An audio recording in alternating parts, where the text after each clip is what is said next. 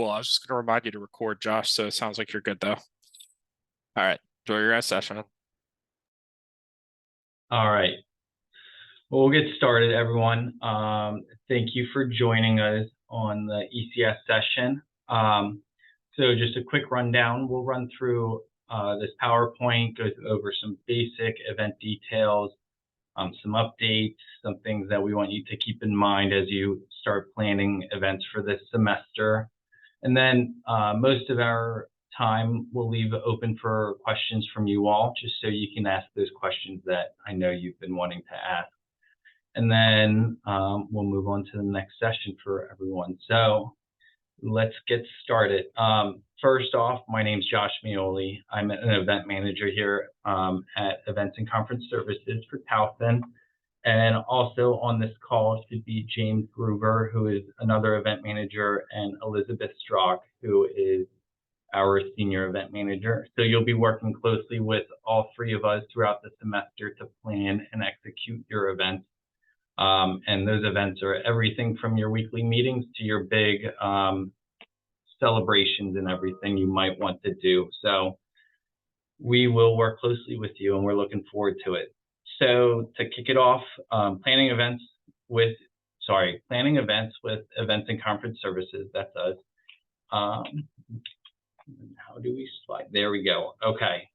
So we will go over who ECS is, what we do, and then the planning process, the tools that are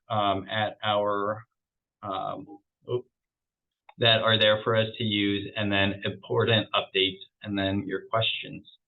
So, and if you have questions throughout the presentation, please stop me. If you want me to repeat anything, or if you want to look at the slide a little bit longer, please let me know. Okay, who we are. So Events and Conference Services, we plan and execute all events that take place on Towson's campus. So those are your weekly meetings, your barbecues, your celebrations, whatever you think of, we will help you plan it and execute it on campus. Our team includes the event managers, so Elizabeth, myself, and James. And then we also have our reservations team, Heather Sorensen, who handles all the reservations. So that's 25 Live. If you have any questions, you can go to Heather on that, or anyone in our department can help you. And then we also have our supporting teams, so our setup and operations teams and our AV technical operations team. So they'll be the ones that are setting up your events, getting the projectors and screens ready for you, all of that fun stuff. So that's who we are, and we're here to help you. So what we do, we'll plan with you, everything from getting the details, sitting down, we can set up meetings, just making sure that everyone is prepared for your event. And then we provide the event support for your on-campus event. So that's set up, our AV tech, any staffing that you might need, and anything else that you might need. And then we also support you the day of events. So for your major events that you need assistance, we can help with that. We'll be on site and we'll be helping there. Any questions so far? I don't hear anyone, so we'll move on. Okay, so a few things to consider as you start planning your events. First, your timeline. So everything from you have this idea of an event, to your reservations, to your planning, to your gathering of materials, to your execution and after. Some things to think about. So your location, your setup, and your tech. And then crowd management. So how is your actual event gonna look? How is it gonna flow? Who's gonna be there? All of that fun stuff. And then execution of your event. And that is the planning process. So starting with your timeline, this is the general timeline that we strive for, and we hope you strive for as well, just to make sure that you can get everything done, and we can make sure everything is ready for you by the day of your event. So starting 3 to 4 weeks out, for any major events that you want to plan, you want to get your reservations in, and you want to start thinking about talking with your event manager. So that would be one of the three of us. And that could be an email, just reaching out, hey, I have this event, we're starting to think about it. What do we need to do from here? Or setting up a meeting with us, coming into our office or via Zoom. Just getting it on everyone's radar and starting that process. You want to do that 3 to 4 weeks out. And then at least 14 days. So 2 weeks out, you want to confirm everything with your event manager. That 14-day timeline is very important for you to keep in mind. And for us, a lot of our support has to be confirmed 14 days in advance so that we can prepare.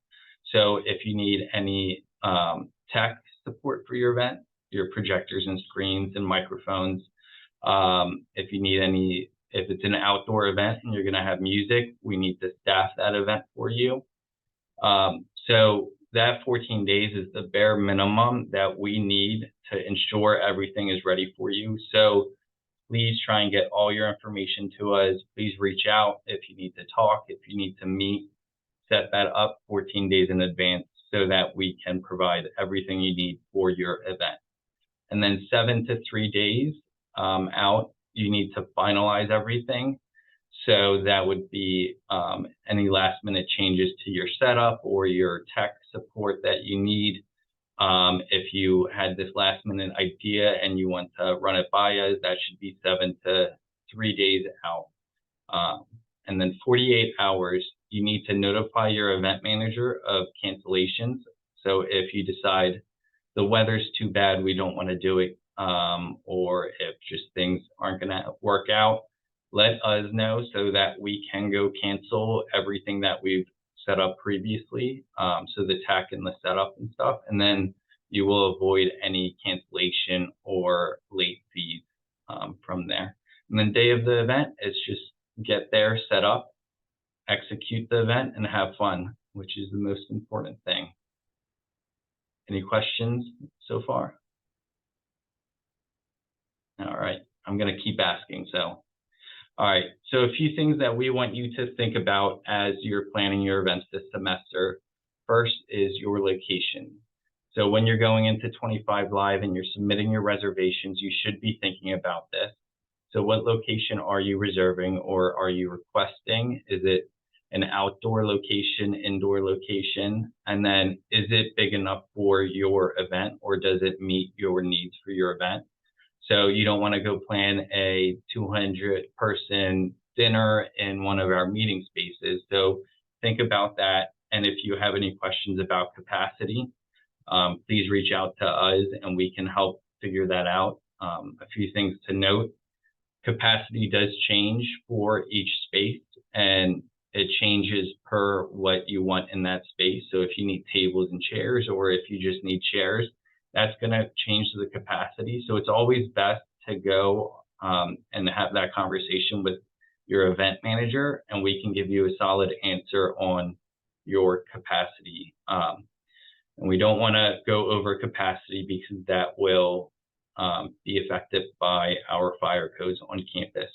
And then if it's an outdoor location, what is your rain plan? Do you have a rain location indoors if it does storm? Or do you have a rain date? Do you want to push it back later into the semester? So these are all things that you should be thinking about. And going off of the rain plan, if it does look like the weather's going to be bad, it's best to reach out to your event manager and have those conversations about what you're going to do before the morning of your event, because we do need to make those cancellations prior. So keep that in mind as you're planning your outdoor events. And then moving on, your setup. So what do you need in the space? What do you need for this event? Do you need tables and chairs? Do you need a stage? Do you need check-in tables? All of that stuff. How do you want it arranged? Think about that. And then when you come and talk to your event manager, communicate that to us, and then we can help you put together a floor plan, which would be the outline of your event. And that gives a visual representation of what the space will look like. And that's always helpful for us, and I'm sure it's helpful for you. and our setup team. So think about that before you reach out to us. Think about what you need, run through everything, and then we'll also help you think about that when we meet. And then how does this affect your capacity? We talked about that earlier. The tables and chairs will limit your capacity. So think about that. And then also think about the pre-existing setups. So in our meeting spaces on campus, a lot of them are preset for weekly meetings. So if you're reserving a space for a meetings room, think about what the preset would be in there. And if you, again, have any questions, reach out and ask, and then we can go from there and help. And then last thing, your AV tech, so your audio visual tech. So what do you need? Do you need a projector and screen? Do you need a microphone? Do you need a sound? Do you need sound? Sorry. So think about all this and talk with us about it, because those are important to have, and we want to make sure that we can get everything for you before your event. And then also think about your budget, because it does cost money to rent this equipment. And you can always, or we will always confirm with you the cost for that AV tech before we go set it up for you. I'll ask again, any questions, comments, concerns? No, okay, we're gonna move on. Oh. Okay.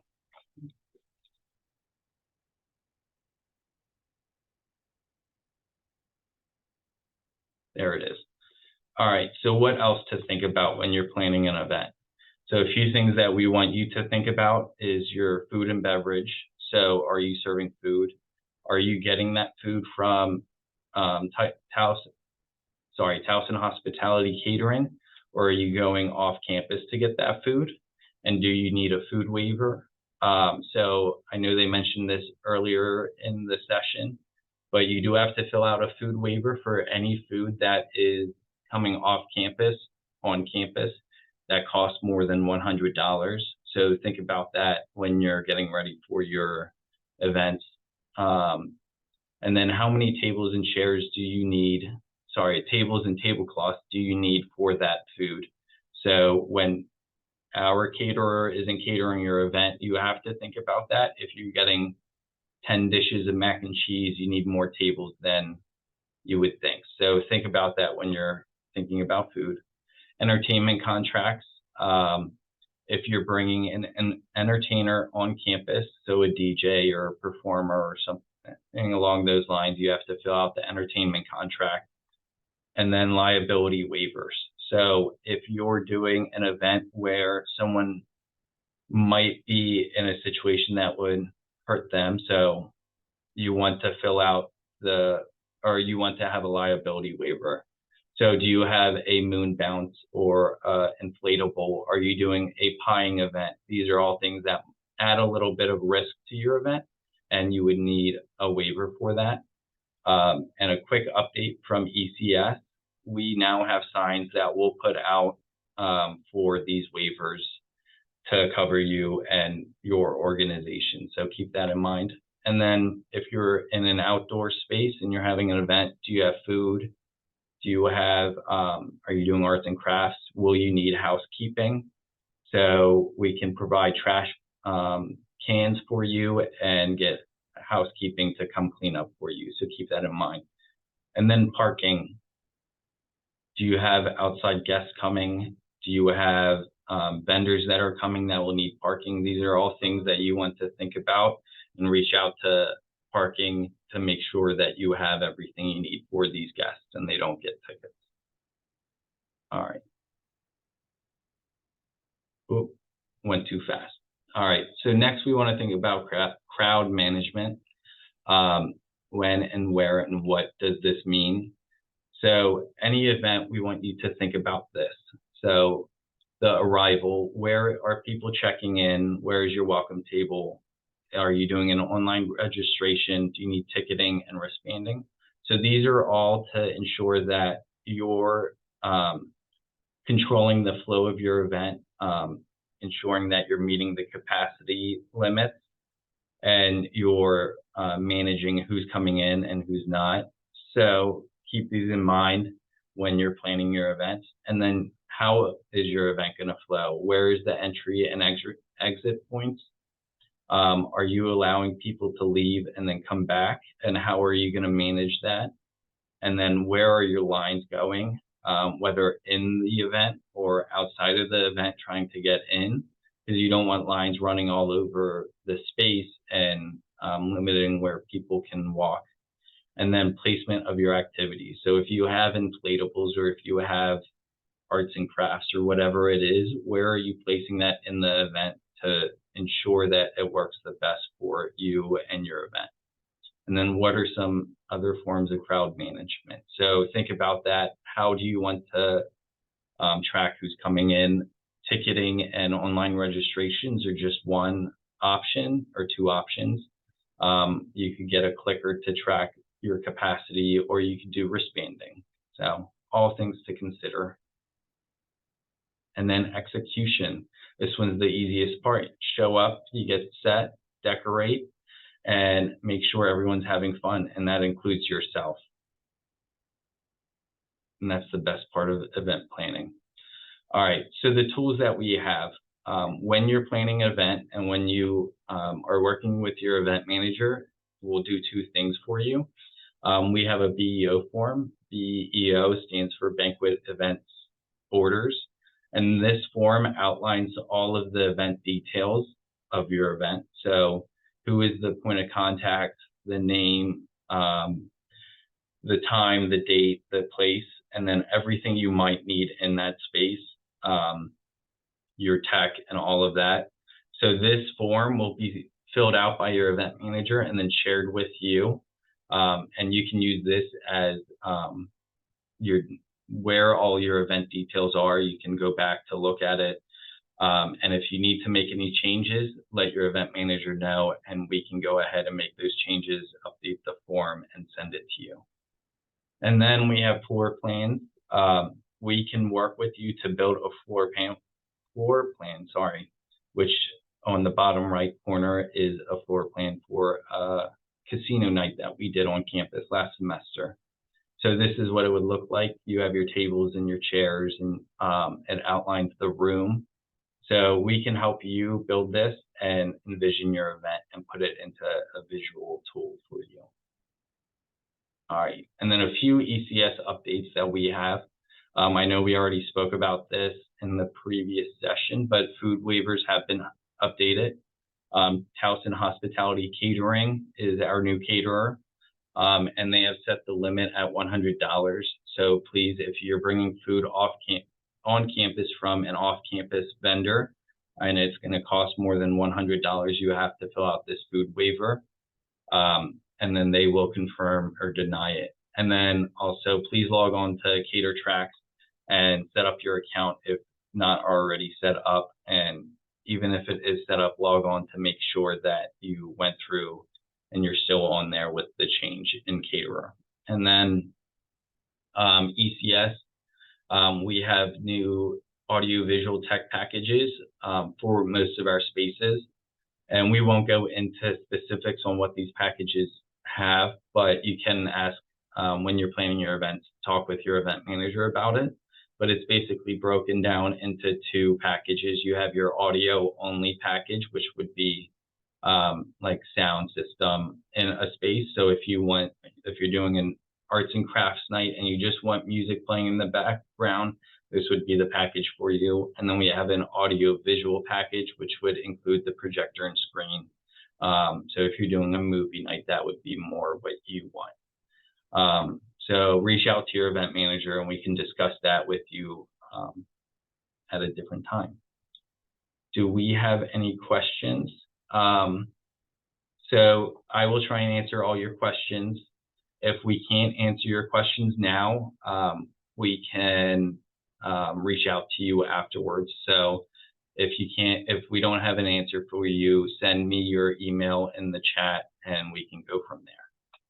So I'll open up to everyone. I will stop sharing.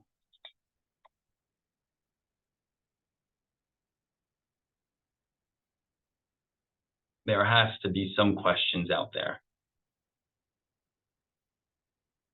So is there anywhere we can go to look at specifics, the AV Tech packages before we have a meeting?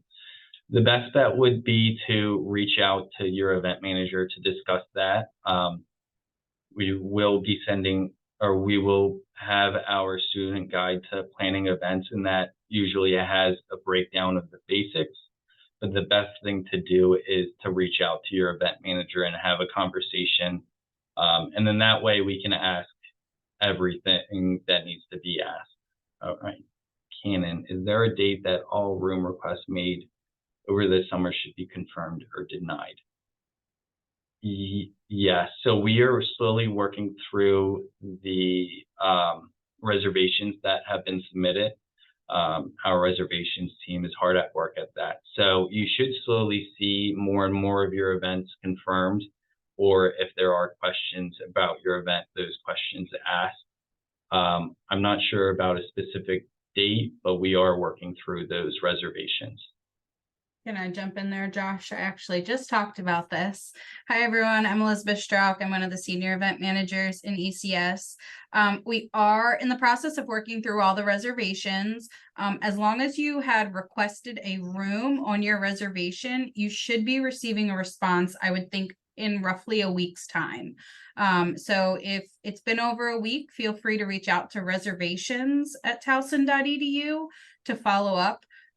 If you did request space in a classroom, it is important to know those don't come to ECS initially. Those go to building approvers. If you still want to reach out to us, we can get you in touch with the appropriate person in order to get your reservations expedited.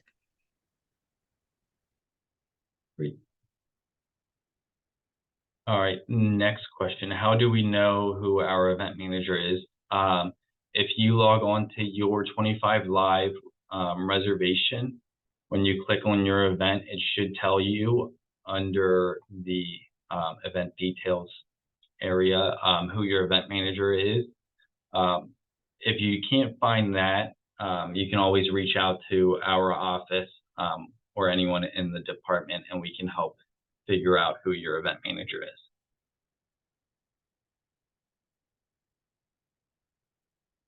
Any other questions?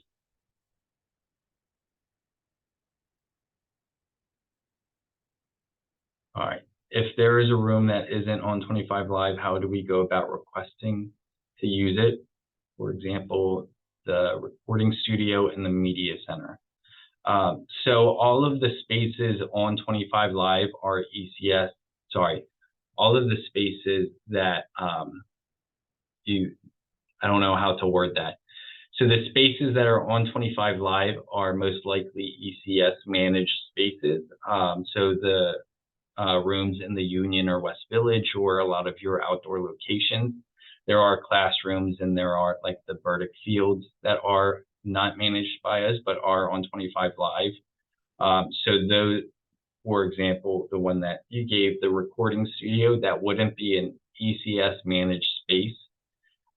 If you want to use those spaces, you can always reach out to our reservations team, and they can guide you to who might be able to approve you for that location.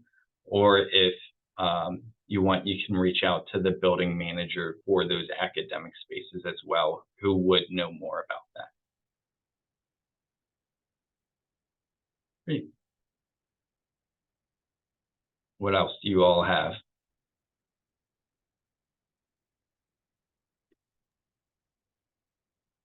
While we wait for some questions to come in, I just want to reiterate, if there are any groups on here who have not gone through and done the Blackboard training, your organization is permitted to have up to those 2 different event submitters, requesters. So we would recommend getting that Blackboard training done very, very soon. We will reach a point probably a week or 2 into the semester where if you have not taken the training, your group will no longer be able to put in any requests until that training is complete. So it's really important, in order to get your reservations approved, that you have that training and both 2 people per organization in place. That'll just help you out a little bit.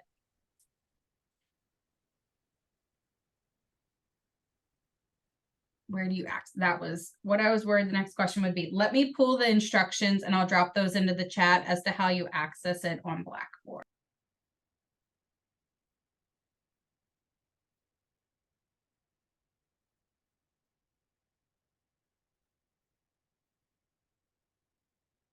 What other questions do you all have while Liz pulls that?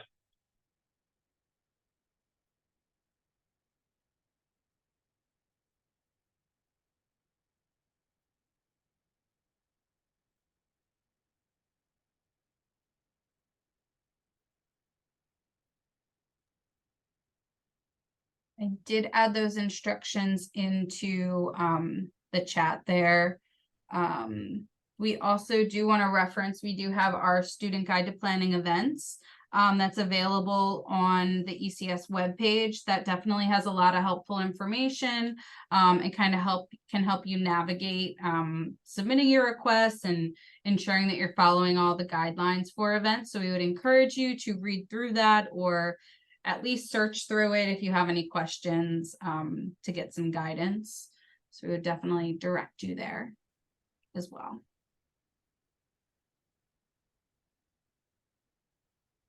So for weekly meetings in the spring, and I forget the date, but all groups were allowed to submit one request for a weekly meeting for the fall semester, so this semester. And then on the 15th of August, it opened up to being able to request more spaces throughout the week. So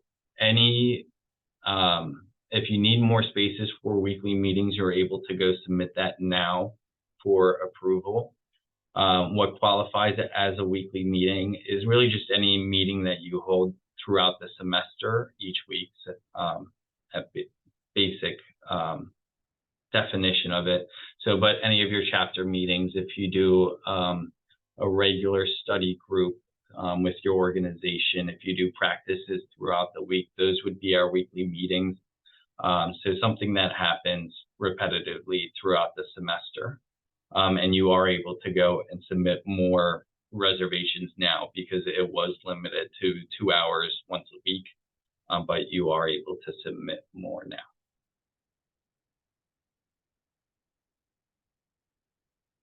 There is not a limit, no, but it is pending the availability of spaces on campus and when and where. So you could go put in another reservation, but it's not confirmed until reservations is able to confirm it and look at the space. Does that make sense? And just to also kind of have some conversation as well, we will be pulling together probably a little bit of a work group this semester, kind of looking to evaluate those weekly meetings and practices and rehearsals. As we have more and more performance-based organizations joining our community, we are finding that we do probably need to look to be setting some limitations just based on the number of spaces we have available. So we will be looking to meet with a number of students just to kind of get a sense of, tell us a little more about what your organization does, how much practice you really need, and what types of spaces that are most compatible for you. So if you have any interest in looking to help us with that work group, we would love to hear from you and work with you throughout this semester as well, hoping to provide a more equitable plate for everyone. One other thing I'd kind of like to touch on, you can feel free to reach out to myself or Josh. One other thing I'd like to touch on and kind of reiterate was ECS provides surveys after all of your events, and we would love to have you all fill them out. We actually do a monthly raffle for student organizations who complete that survey. And what we do is we give the organization $50 that can then be applied to future technology usage or any other ECS expense outside of like staffing, I think is the one exception. But if you're always if your group tends to use tech or you'd like to use it once or twice for some of your events, we definitely would encourage you to fill out those surveys so you can be entered to win that raffle each month. Just another little plug for us there. Going off of the last question, I will put a slide up before we end with all of our contact information, and feel free to take a screenshot of it, and then you can use that. I know Chris said he would be sharing all the recordings and stuff with you all later on, but in case you have immediate questions, I'll share our contact information.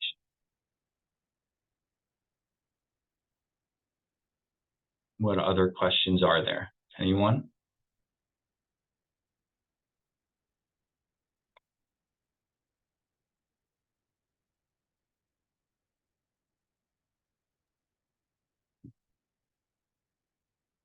Has everyone sort of already put in their big reservations for the school for the academic year? Is anyone still working on putting their things together?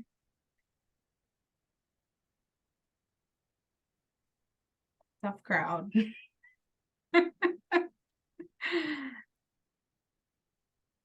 Getting the training done. Appreciate that. Yes, definitely put weekly meetings in sooner rather than later. Josh will thank you immensely. Just a reminder, and I know Josh touched on it, but just a reminder, if you do have organization, if your organization is bringing speakers to campus, or any guests, please make sure you are letting your event manager know, just so that we can make sure that we're aware of any external visitors for events, depending who they are. Sometimes that brings more people to your events, which is always a good thing, but we always want to make sure you're in the appropriate space. Also, just want to reiterate, we're making sure that classrooms, we're really using those for meetings and workshops. We want to make sure that the events that are taking place in academic buildings are appropriate for those spaces. We are very fortunate in that the academic buildings do help us out and allow us to have weekly meetings and different workshops in there. One, because it's free technology for you all, but also because it allows us to have so many more opportunities for people to put on wonderful events. So please, we do ask that you just make sure that you are being good stewards of the space and ensuring that your meetings and workshops are at an appropriate volume. So that way we can continue to utilize those spaces and not disrupt other classes that may be in the area.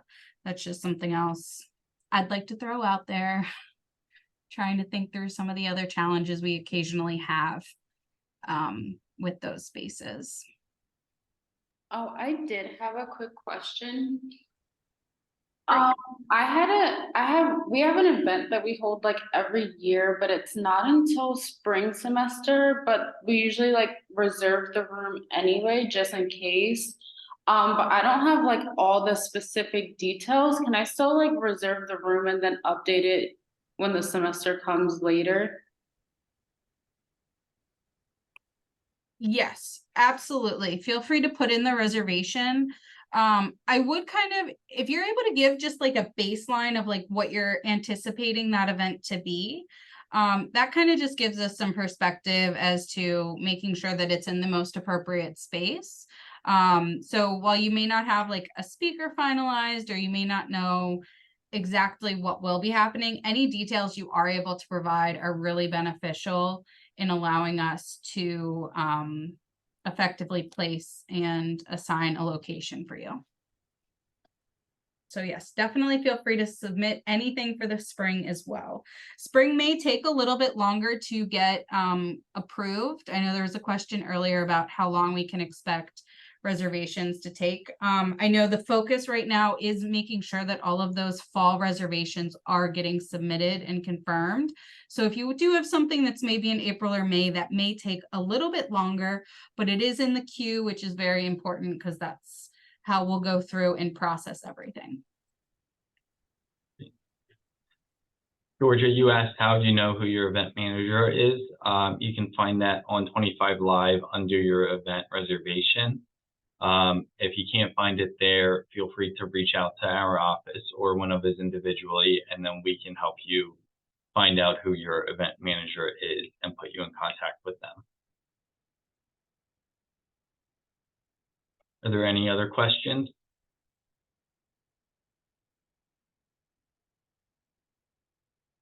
No.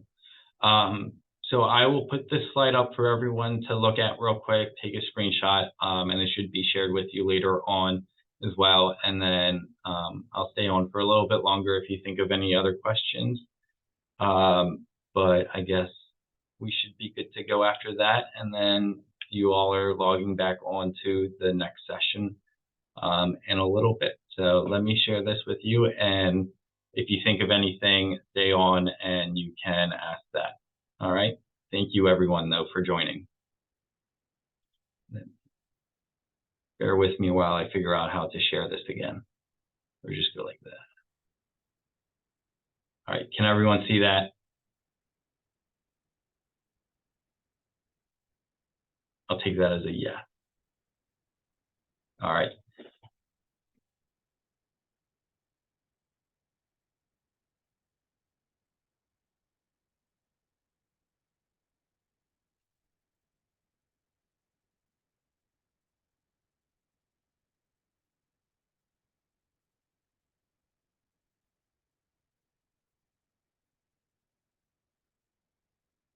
I will leave this up for a few minutes, and if you think of any questions, let us know. And if not, have a wonderful day.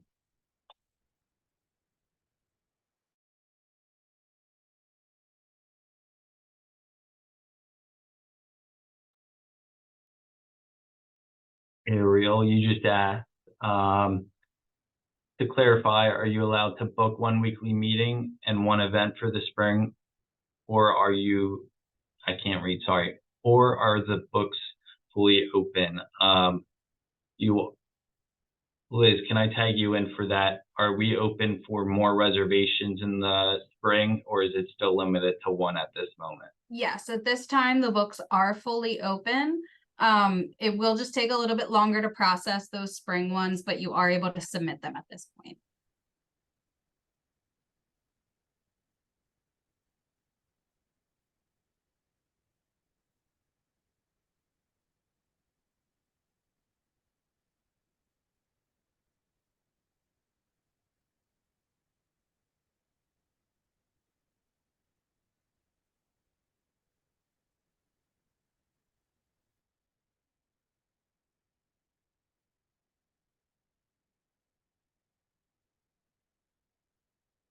Is everyone who's left, do you have the PowerPoint slide? Can I close it out?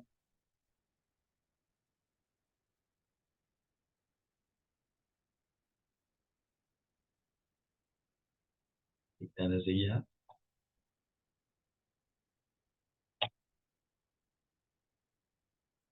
Great. Thank you, everyone.